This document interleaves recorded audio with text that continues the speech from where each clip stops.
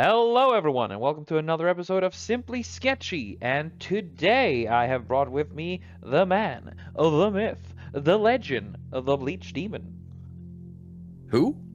Oh, that's Well, me. yeah, I think so. This American guy, rather charming, can be a bit of an ass sometimes.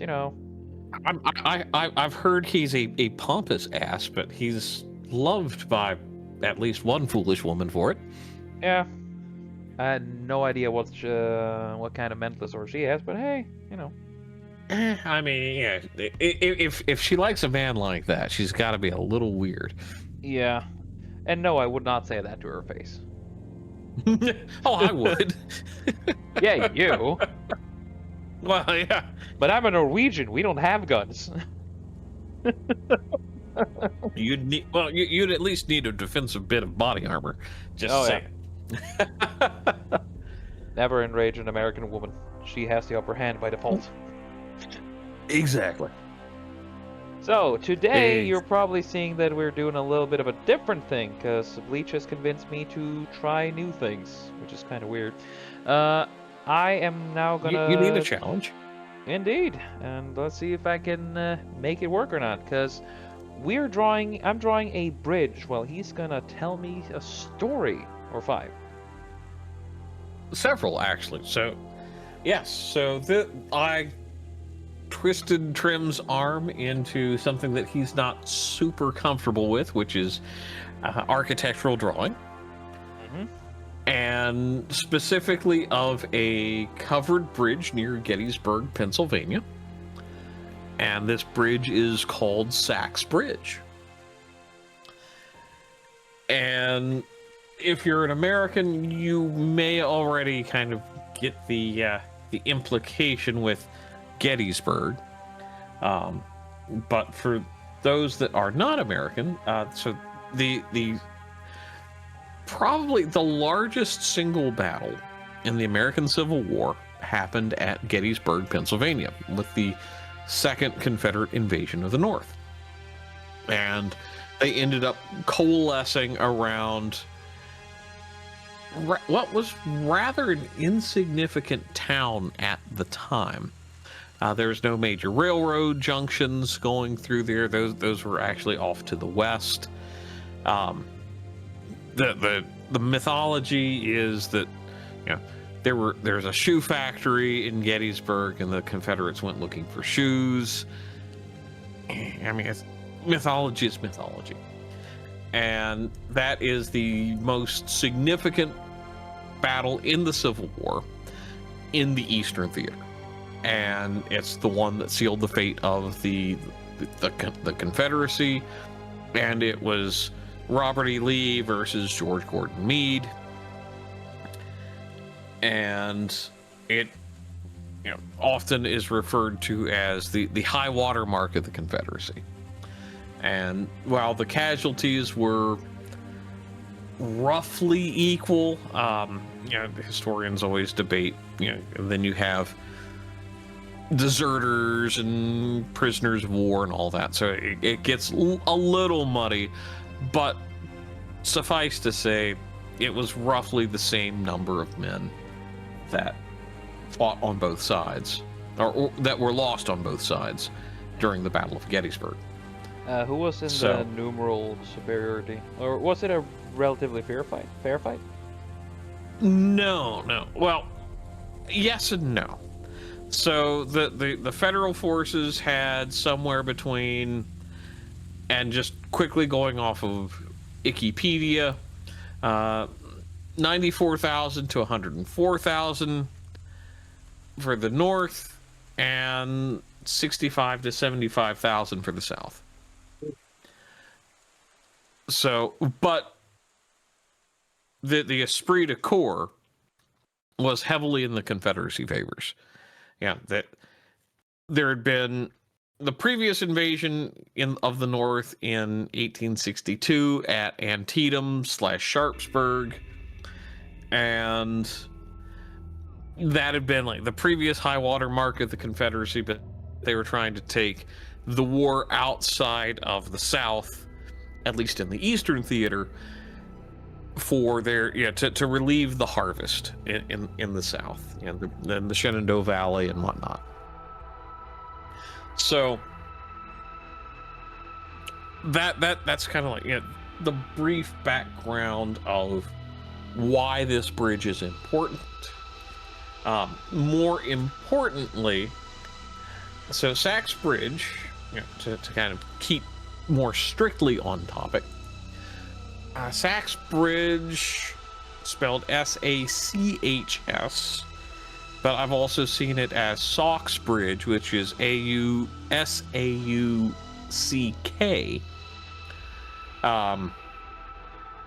Was built somewhere around, I think, like 1854. So if you're not familiar again with covered bridges in the United States, covered bridges were kind of like a way to keep wooden bridges waterproof. And honestly, I know they've kind of existed in other parts of the world, but it is like a very uniquely American thing to have them in this proliferation. And it was very much done to build a bridge, have it waterproof, so you have to do minimal maintenance, because a lot of these were kind of done in the backwoods. Yeah.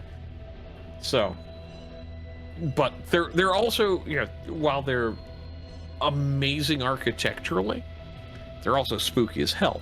Yes.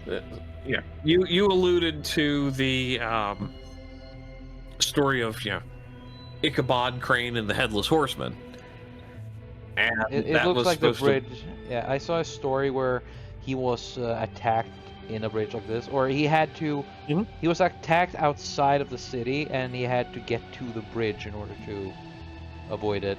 Right. Yep. And that's one of the kind of like mythical elements of the covered bridge, at least the American covered bridge. I know they're elsewhere, but it's just such a staple of east of the Mississippi Americana that it's kind of like treated as its own special thing. Mm-hmm.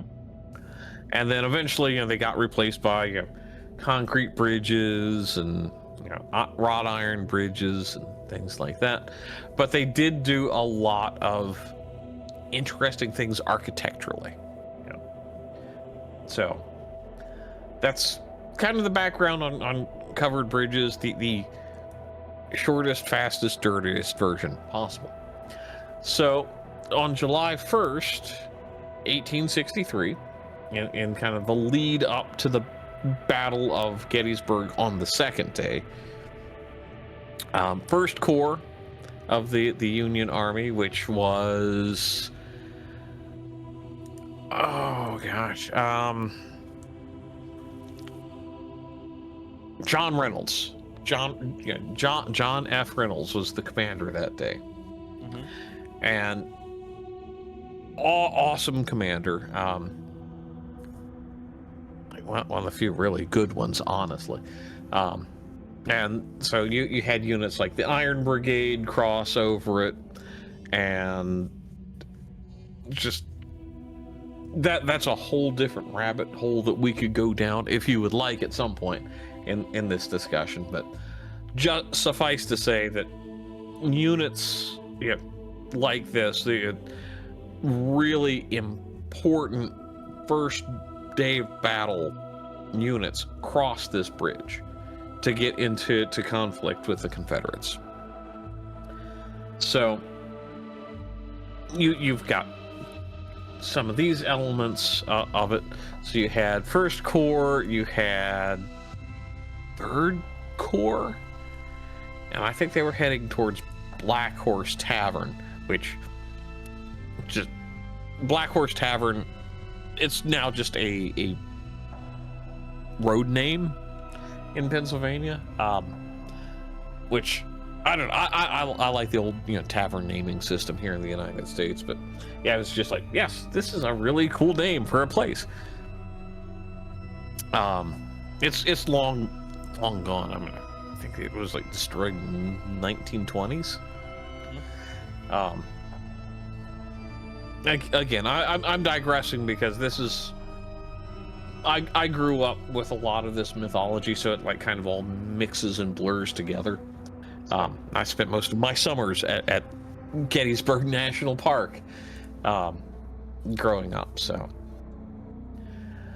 and Sachs Bridge was a place that I frequented. So, yeah. So, you've Meet got any headless horsemen? first core. We'll get into that once I finish the lore, yeah, the story of the bridge. Gosh. Oh yeah. It's yeah, there's a lot of bleachisms in this. So the other thing you have to know is so you've got the north side of the bridge and the south side of the bridge. North side's towards the battle, south side is where they set up field hospitals. So while the battle was going on, a lot of men were taken back across the bridge in ambulances, and you know, that's part of the reason why it's considered a haunted bridge. So yes, and it was in active use. I mean, it's still intact to this day. You can't drive over it, but up until I think it was like the 60s, late 60s, early 70s, it was still like a major road bridge. And it was replaced by one that's upstream a bit of it by probably 100 yards. And yeah, so it's like, yeah, modern concrete bullshit bridge. But Sachs Bridge is now a popular tourist spot.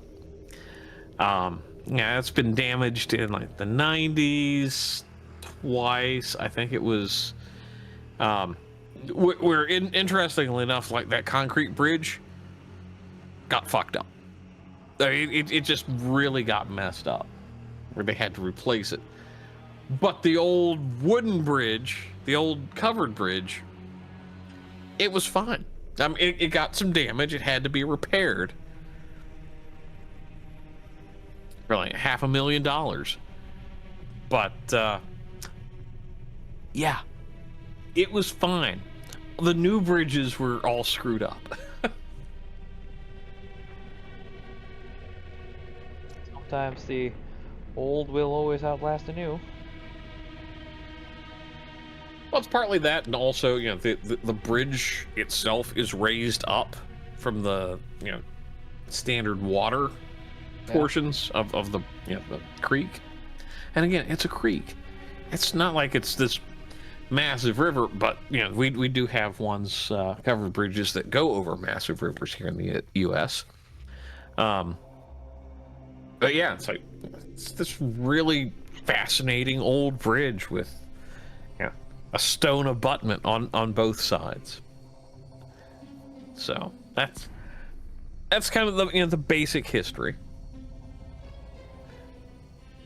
Pay attention. Yeah, good. It's interesting because, again, you know, back to the field hospital and my, shall we say, proclivity to notice things. So back in, I would say like 2006, well, it was probably like 2006, 2007, 2008. I went on a few ghost hunts up to Sachs Bridge, and it's considered a hot spot for ghost hunters. I think it's been on, you know, like TV shows and, you know, just all that junk. So I remember going there, you know, with a couple of buddies of mine, And it's like, oh, hey, let's just see what it's all about. And we get up there, and it feels odd. That's the best way I can describe it. It feels odd. It feels off. And there's several people around. They've got like cameras set up at both ends, and like kind of a science experiment is the best way I can describe it. Okay. So, one of my buddies, he's really into ghost hunting, and he ends up talking to this lady that's like her big shtick is ghost hunting, and she starts showing us pictures, and it's like of the bridge, and it's like, okay, yeah, that's just the bridge. That's just the bridge. What's this like misty figure on the bridge? What is that? And then it's like the next picture, it's gone. And then you see, like another series of pictures. And it's like, sometimes there's this like misty figure. It looks like it's about maybe 6 foot tall. And it's somewhere either around the entrance or the middle of the bridge. And it's kind of reminiscent of like a human figure in all possible ways. So that got us like asking questions, and then she's like, oh well, yeah, you thought that was interesting. Here's another photo, and I swear it looked like it was a picture of a silver 2-door sedan, and it looked like there was a man standing on top of it. And I was like, okay, that's like some vandal. I mean, what are we talking? The problem is when you really looked at the photograph, like above, below, well, above the knees is where he started. Above the knees. Above the knees. So like a couple inches above the knee, above the knee. And if you went down to the foot, there was nothing. Not a thing. That was weird. You don't that was say. Very strange. So of course we're like, well, maybe this is a double exposure. Where somebody's like playing a prank and doing some goofy stuff like that. And then she mentions, well, occasionally when there's something going on, you will smell pipe tobacco, cherry pipe tobacco on the far side of the bridge. So again, we're very skeptical. It's like, yes, we've all experienced stuff, but you don't want to just like believe what some random stranger says, because you gotta know. You don't just want to believe something just because it's not valid if you just blindly believe somebody on something like that. Yep, don't believe just to believe. And so we crossed the bridge, and when we got to the middle, because we were walking about 4 or 5 abreast, I can't remember. No, I think there were.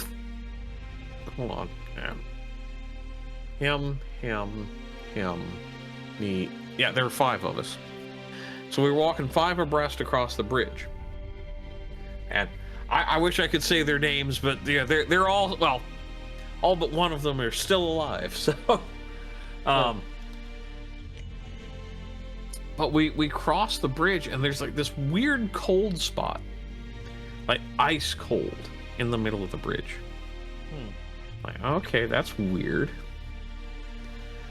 we get over there, and you've got the old road that curves around, and it's maintained as like a little park, little walking park. Again, because the nature of the bridge, the historical, historical history. Yeah, I'm brilliant tonight, aren't I? But the history around the bridge is such that they've preserved it as a park, like they do a lot of things up there. So we kind of like, all right, we'll just poke around on the other side. And it's important to note, none of us were smokers. There's nobody else there with either a pack of cigarettes or, more importantly, pipe tobacco. And we get probably 120 yards away, and it's like this little forested area. Not dense forest, but just enough. Mm-hmm. And we know we're the only people there. We've got flashlights, we're looking around, we're down by the creek. And this whiff, it's not just, like a hint. It is this really strong scent of cherry pipe tobacco, which is not something that is easily mistaken for, hell, vaping wasn't even a thing back then. And we get there, and to this point, it's like, okay, we're turning back. We smell the cherry pipe tobacco. Okay, this is getting weird, and the breeze is coming from basically the north, and the way you enter and cross the bridge is from the south. So that's very very kind of telling that either somebody is in the woods screwing with us, or we're having a genuine encounter of some sort. So we get from that point halfway back to the bridge abutment. We turn around, and myself and one or at least one other guy, maybe two, see this white, misty, vague figure caught in the flashlights move from the river, well, the creek, across the path, and then back. Oh.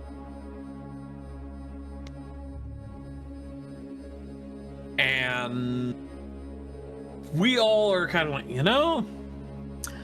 maybe there is something here. Maybe there is something screwing with us. Yeah. And the next year comes, and we go back, and we don't get the cherry pipe tobacco odor, but we do see the figure in roughly the same spot. And again, this is around the time of the reenactment, which is in July, late June, early July. The battle took place between July 1st and July 3rd. I got it. So we experienced this again. Well, because of my personal history, again, going up to Gettysburg to visit family a lot, I can go, I can go up there and see this bridge just about any time of year. And I've been up in November and December for our Thanksgiving and Christmas, and nothing during the bright daylight. But when it gets dark, when the park officially closes, I've seen that figure, that kind of misty column in the middle of the bridge, or kind of like right at the edge of the bridge, kind of like looking out at you. Yeah. Is it what's called a pareidolia? You know, where your brain tries to make sense and tries to attach like human figures and attributes to something that just doesn't make sense? Possibly. But at the same time, I have seen this more than once, and I have seen many other things, and one of which you shied away from wanting to draw just because of how in your face it is, and I don't blame you. It's creepy. We'll do it another time, but right now I need a stronger stomach for that kind of shit, because I've had a moment, I've had an encounter in a way like that. It might have been a misremembering, but it's like in the dark, hanging out with family, suddenly the door knocks and you open the door and they see one thing, I see something completely different. It was not nice. It is remarkable how, you know, things like that can, I hate saying manifest, because, you know, it just sounds too, you know, kitschy, catchphrasey, bullshitty. Yep. But that said, it's like, yeah, you go to some of these places like, okay, this is not right. This is something that I should not be seeing this way. Yep. So, but yeah, so that's kind of like the basics of my encounters. Definitely multiple, because I've seen this place many times through the years, and long before that particular night where it always kind of like gave me the heebie-jeebies. But nothing quite like that, you know, after that pipe tobacco smell. That was definitely a unique experience. Yeah. Not even unnerving. It was just so unique and kind of like, am I really encountering something, or is this all like preloaded because of, you know, what's been told to me, you know? Understand that. But it's as we talked about before, I am damn certain there's more between heaven and earth. And it might be one of those. Might be. You never freaking know. Yeah. Because a lot of times when you blow off something that could be supernatural, it is also your brain desperately not wanting it to be. Well, yeah. Yeah, exactly. It's like, nope, it's gotta be normal. It's gotta be just completely normal. No deviations, no nothing. No creepy thing hiding in the dark looking at me. I am not seeing any of that shit. No sirree. Yep. Have a nice day. I'm going the fuck back home. It's all perfectly fine. Nothing to see here. Move along. I mean, it's part of it's pretty much part of the cultural zeitgeist at this point. The whole nope and walk away. Yeah. It's there for a fucking reason, dude. That's all I'm gonna say. And yeah, it's just one of those. I have seen too much stuff that doesn't make sense to just kind of like, oh, no, it's fine, don't worry about it. I would also much rather think in terms of my brain is just baking this up, so it's keeping me safe, rather than this doesn't exist and just meander through. Oh, dude, I like what you're doing with the pen and the water effects. That's awesome. Again, first time I'm trying something like this, but I've always been a fan of this kind, and I really want to see if I can do it. Well, honestly, that was after you said that the first time. I'm like, no, we're doing Sachs Bridge. It's cool. It's really cool, and it's worth doing. Uh, Yeah, maybe like some browns mixed in, just to tonally darken it here, or darker greens. The water does seem to be a bit green, so maybe that. Definitely that. So, this.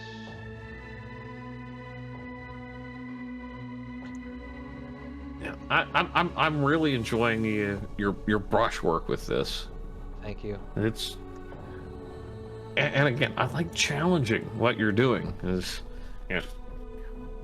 we were for those listening now to the recording, one of the things that Trimmy Boy here has been like, oh well, I'm uncomfortable with this, but I really like the brushes and being able to mess with things.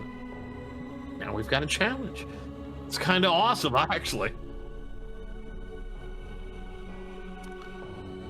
Wow, dude. And you know what else this is forcing you to do? Perspective. That'll make Desik happy.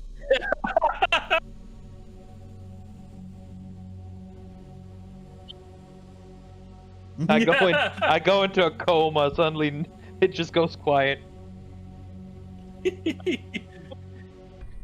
It's an auto pin now. Norwegian news: random trim found on the floor, just screaming and rolling around, screaming incoherently into his art. Rather than a decent picture, if I do say so myself, but Could be the different back in the Skeletor. Hey, you cannot force me to do perspective. That was a really good fucking job by Besic. Just saying. I did not expect to be Skeletor. That was so fun. I know, right? Especially your reaction to it. It's like, you've seen your own video, right? Yeah, I've seen it. No. Have you actually seen it? It's like, oh, yeah. Do I look like the kind of guy who watches my own fucking videos? No, I don't like listening to my own voice. It's bad, it's cringeworthy. And then fucking just Besic plays off and suddenly, here I am, fucking Skeletor and shit. Oh, that turned out better than I could have imagined, dude. That was beautiful. Well done, Besic. It was needed. It was absolutely needed. Oh, yeah. Like, this is why I pay Besic. This is why he gets paid. If I could pay him more, I fucking would. Sadly, nope. This one? Yeah. See? Yeah, you're definitely getting more comfortable more quickly than you proclaimed that you would. Live and learn, as they say, I guess. Yeah.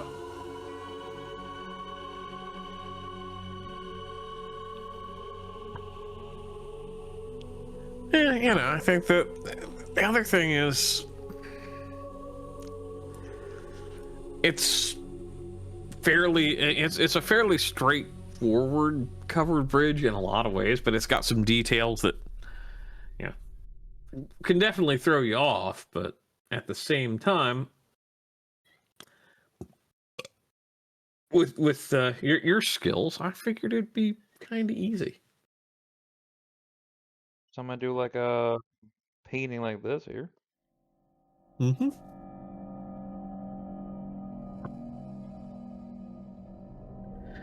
It's also interesting, like the imperfections with the building. There are actually imperfections with the building, which makes this even better. So it's like not everything's just like snap straight lines. It's like no, they're like little waves and bulges and shit like that. Which, again, I'm just like, this is great, man. Thanks.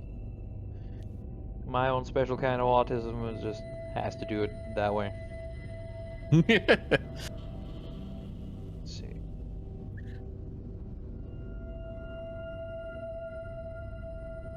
Hmm.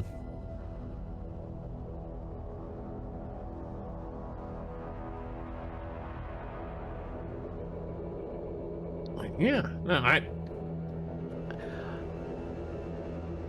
see, you need a shove in the right direction. 'Cause, yeah, your art is getting better all the time. And now that you've got more tools, sky's the limit. Let's see. Go there.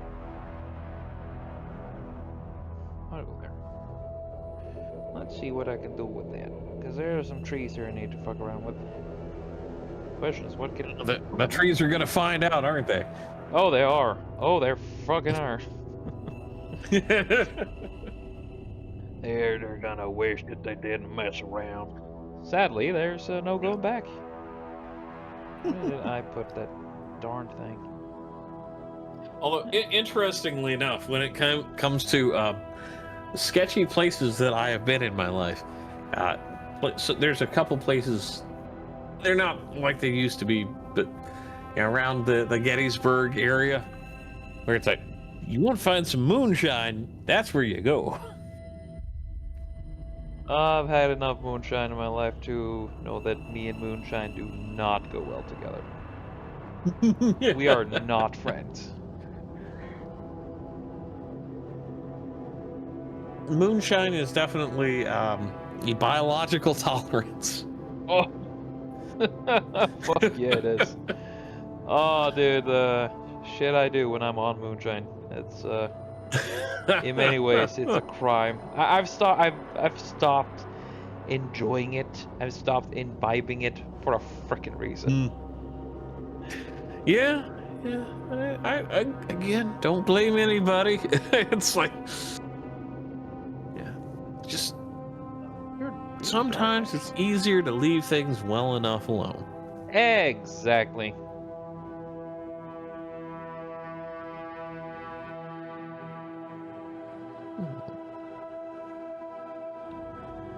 I see the ghost tour people have started selling tickets to go to the bridge. Sheesh.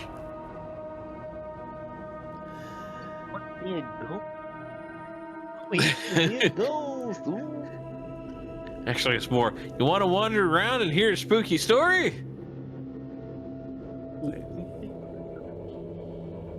Sure. Yeah, it's just, I don't begrudge people who do that, but at the same time, I just can't embrace them either. It's like, no. Yeah, people are just gonna see weird things if they want to. Don't try to profit off of it. Tourism, dude. I live off tourism, but I don't have to like it. Yeah. Yeah. There's tourism and there's like, it's like tourist trap tourism, where it's like you're just trying to, like, get a fast buck off of somebody. It's like, I'm not cool with that. Just I'm just gonna make him simple, because if I'm gonna go full autist, I'm resisting the urge to go full autist here, dude. You have no fucking clue. Because I see no, some of and the I plan on trees keeping like, it that way. Pain. I'm pretty sure Bessic said there's like, don't do it, don't do it, don't do it, just don't. I know you want to, just don't. I am pretty certain they would go like that. It's like, no, don't do it, don't you fucking do it. I swear to Christ, mate, if you fucking do it, I'm gonna fucking. He's gonna drop on you like a building in Helldivers. Oh yeah, or like a drop bear with chlamydia. Mm-hmm. Yep. Or as I have created for that Star Wars RPG game, space syphilis. Oh yeah. Don't you just hate it when you get space syphilis, dude? You find one, you think she's clean, and then nope, space syphilis. Next thing you know, Yeah. you've got Gungan fever. Oh dear, just shoot me. At that point, I would have just gone to a clone trooper and be like, "Nah, I'm a Jedi. I'm a Jedi, sir. I'm a Jedi. Just put me out of my misery." Yes, but see, this would have been pre-order 66. Deal with it. I pre-ordered 66.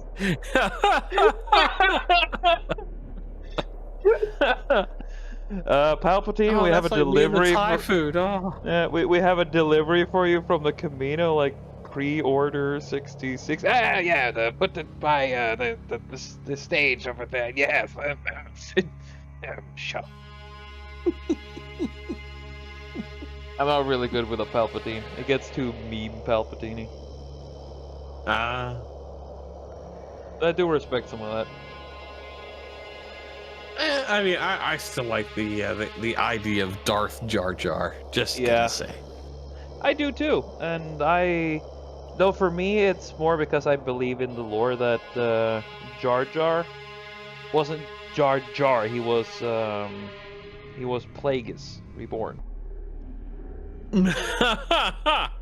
Honestly, that's a deep cut. It's a deep cut, but that would also make sense because he would be willing to act the fool. But that also makes for the Darth Jar Jar theory. It goes literally into that though. Why he does the hand wavy shit and all that.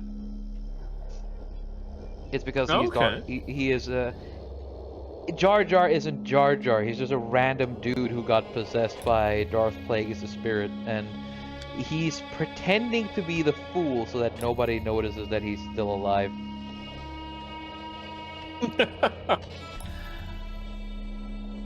And I'm kind of okay with it. I like that idea. It sounds cool to me. It's like I'm a bit disappointed that George Lucas didn't do that, because holy crap, imagine.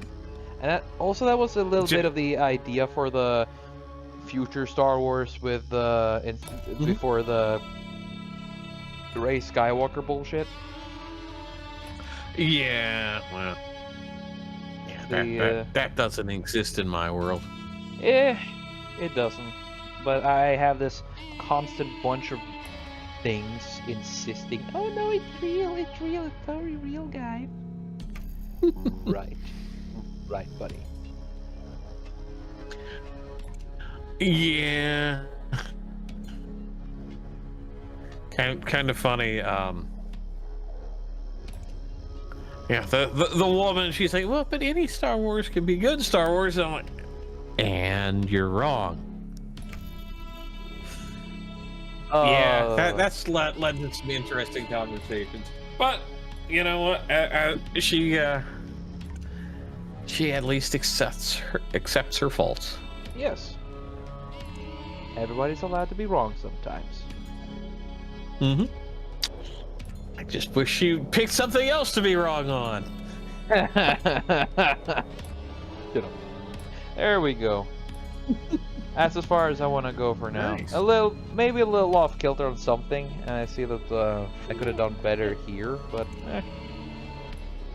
You know what? I mean, I thrust you into doing the world of architectural drawing and landscapes, and you did better than I probably thought you would do.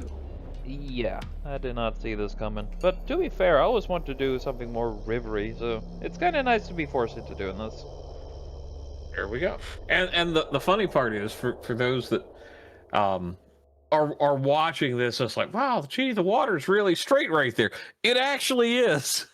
Yeah. It's very much straight line on the pictures that I showed Trim. So yeah, it's based on a picture I found, and it is not 1-for-1, but I made it. An attempt was made, and I'm just saying that. You did fine, dude. Don't be afraid of doing this kind of thing again.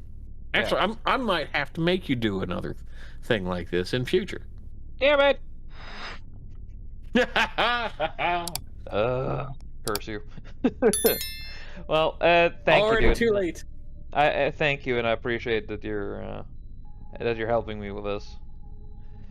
It was a nice one. Well, I guess with that, a little bit of a ghost story, some good old-fashioned news behind the scenes of what happened in the Great American Civil War. We can now conclude this one, and I only spent 45 minutes on this. Holy crap. See? I am Episodes with that you are good. quick. Episodes with you are always quick, dude. Jesus. There's a lot of content to pack into that. That it is. Well, I'm just gonna finish up then, because I don't really have much to add without starting to faff about, and I don't want Bessic on my neck for that again.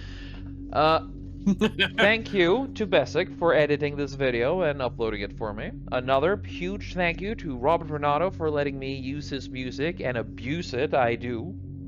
Repeatedly. And also a huge thank you to everyone who took the time out of their day to listen and or watch this video. I greatly appreciate it. Thank you so very, very much. And again, Like, another comment, thank subscribe. you. Yeah, thank you.